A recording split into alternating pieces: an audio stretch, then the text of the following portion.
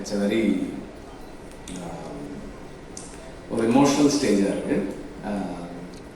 And this year has been a very good year for me as a director.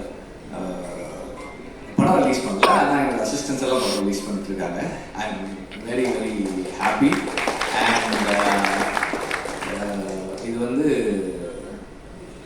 எனக்கு எல்லாருமே படத்தை பற்றி நிறைய பேசிட்டாங்க. I want to talk about Suresh. Suresh வந்து is a very balanced person. அவனை மாதிரி ஒரு பேலன்ஸான ஆளை பார்க்கவே முடியாது.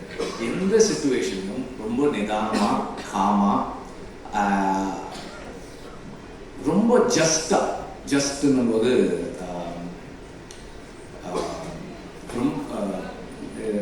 நேர்மையாக எத்திக்கலாக ஹேண்டில் பண்ணுவான். எது கரெக்ட் அப்படின்றதுல he will stand by the right. இப்போ நான் பண்றது தப்பா இருந்தாலும் அது நான் பண்றதுக்காக ஏத்துக்கிற ஆள் கிடையாது சுரேஷ்.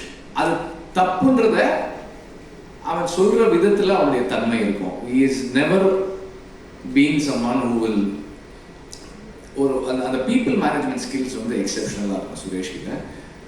அந்த பீப்புள் மேனேஜ்மெண்ட் ஸ்கில் வந்து அவனுக்கு இந்த படத்தை சரியாக எடுத்து முடிச்சு நம்மளாக படம் முடியும் போது மோஸ்ட் ஆஃப் த டைம்ஸ் ப்ரொடியூசருக்கும் டைரக்டருக்கும் ஒரு ரிஃப்ட் இருக்கும். இங்கே இருக்க ப்ரொடியூசர் வந்து சுரேஷுக்கு வந்து ஒரு சர்ப்ரைஸ்னாரு சொல்லிடணுமா? கார் கொடுத்து வந்துருச்சு சொல்லிடுறேன். லலித் சார் வந்து சுரேஷுக்கு வந்து ஒரு கார் கிஃப்ட் பண்றாரு. அது வந்து